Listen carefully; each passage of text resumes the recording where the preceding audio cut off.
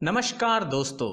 आज हम जानेंगे ओंकारेश्वर मंदिर के रहस्यों के बारे में। जी हाँ, ओंकारेश्वर ज्योतिर्लिंग के रहस्य के बारे में। तो चलिए दोस्तों, जानते हैं।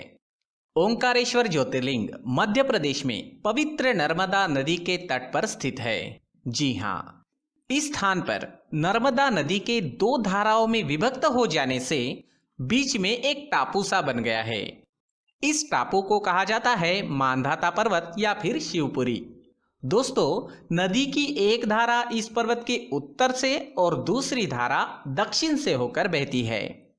दक्षिण वाली धारा ही मुख्य धारा मानी जाती है और इसी मांधाता पर्वत पर श्री ओंकारेश्वर ज्योतिर्लिंग का मंदिर भी स्थित है। पूर्व काल में महाराज मांधाता ने इसी पर्वत पर अपनी तपस्या से भगवान शिव को प्रसन्न किया था और इस वजह से इस पर्वत को मांधाता पर्वत कहा जाने लगा। इस ज्योतिर्लिंग के दो स्वरूप है, ऐसी कथा पुराणों में दी गई है। दोस्तों, आइए जानते हैं इस ज्योतिर्लिंग के रहस्यों के बारे में। जी हाँ, चलिए शुरू करते हैं। दोस्तों, 12 ज्योतिर्लिंगों में से एक ओंकारेश्वर मंदिर के ज्योतिर्लिंग और उसके गर्भगृह को लेकर स्थानीय संतों और पुरातत्वविदों का मानना है कि इसका मूल जो गर्भगृह है वो आज भी बंद है। शंका की वजह यह है कि वर्तमान में जो गर्भगृह है उसके सामने नंदी की प्रतिमा नहीं है। नंदी की प्रतिमा उसके ठीक सामने नहीं है। ये शंका की मुख्य वजह है।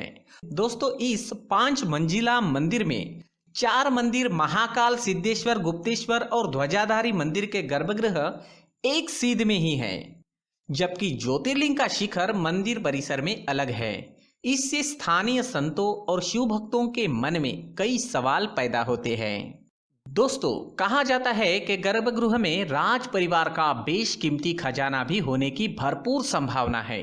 जी हाँ, इसे लेकर भी ओंकारेश्वर मंदिर कई बार सुर्खियों में रहा है। प्रशासन ने इसे खोलने की योजना बनाई, लेकिन राज परिवार के विरोध और मामले की गंभीरता को देखते हुए सिरे नहीं चढ़ सकी।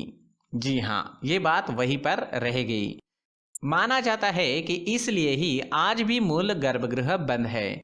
अब इस दीवार पर जो गर्भगृह को बंद करती है उस पर ग्रेनाइट लगाकर पैक कर दिया है। इसमें मंदिर में जाने के बाद आम श्रद्धालु को समझना मुश्किल हो जाता है। दोस्तों, ज्योतिर्लिंग के सामने नंदी का ना होना, 5 में से 4 मंदिरों का शिखर अलग होना और ज्योतिर्लिंग का शिखर अलग होना, महाकाल मंदिर के ठीक नीचे का हिस्सा अलग होना, हाल के 2 गुप्त रास्तों का बंद होना, ये कुछ वजह है जिससे इस मंदिर का रहस्य बहुत ज्यादा गहरा गया है। दोस्तों, 1969 के gazetteer of India Madhya Pradesh east Nimar में भी मंदिर के बारे में कुछ जानकारियां प्रकाशित की गई है। इसमें गर्भगृह का भी उल्लेख है। गजेटियर में नंदी और ज्योतिर्लिंग को एक साथ न होने और नंदी के सामने दीवार बनाकर मूल गर्भगृह को बंद करने का उल्लेख है।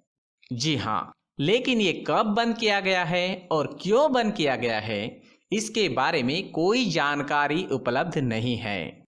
दोस्तों, ओंकारेश्वर मंदिर की जांच कर चुकी जीसीएस ग्रुप गुजरात की टीम ने बताया कि 64 खंबे वाले इस मंदिर पर परमार काल की नक्काशी की गई है, जो अधिकतर पुरातन और ज्योतिर्लिंग मंदिरों में बनाई गई है। इसमें हर खंबे पर 12 प्रतिमा है। इस टीम ने भी ज्योतिर्लिंग और नंदी की दिशा अलग होने पर आशंका जताई थी। दोस्तों, आदि गुरु शंकराचार्य की तपस्थली से नर्मदा नदी तक जाने वाला रास्ता गुफा समान है। इस गुफा में 2 रास्ते हैं जो बाढ़ के मलबे से पटी है। स्थानीय लोगों के अनुसार एक रास्ता सीधे घाट पर जाता है, जबकि दूसरा रास्ता गर्भगृह के अंदर जाता है, लेकिन चारों ओर से नवनिर्माण के चलते वह बंद हो गया है। वही मंदिर के नीचे से एक रास्ता है जिसमें एक पक्की नाली बनी हुई है। नाली का रास्ता भी कुछ अंदर जाने के बाद बंद है, जबकि अंदर कुछ खंडित मूर्तियां भी है।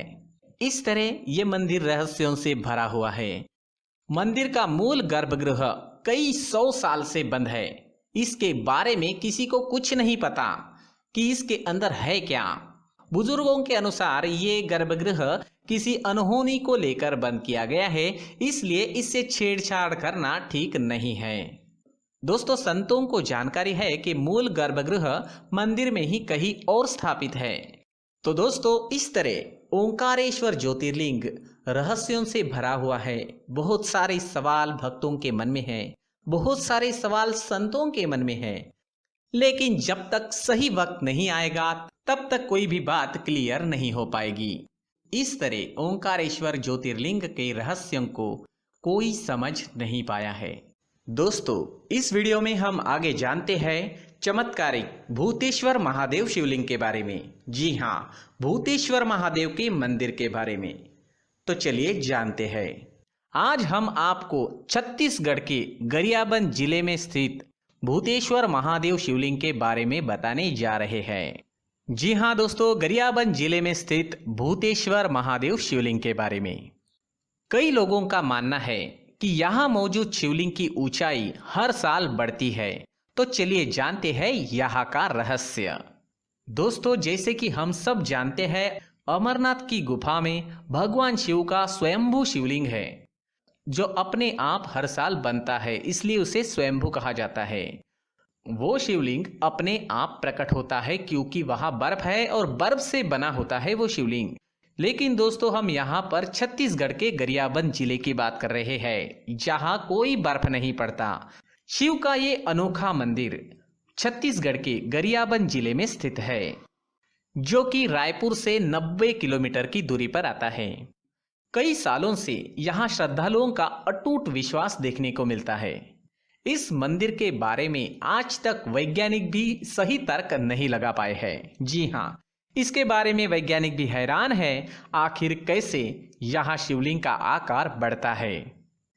ऐसा माना जाता है कि यहाँ बना शिवलिंग प्राकृतिक तौर पर उभरा है। जी हाँ, इसे किसी ने बनाया नहीं है, ये प्राकृतिक है, ये अपने आप प्रकट हुआ है। अर्धनारीश्वर इस शिवलिंग को भरकुरा महादेव के नाम से भी जाना जाता है। जी हाँ, भरकुरा महादेव।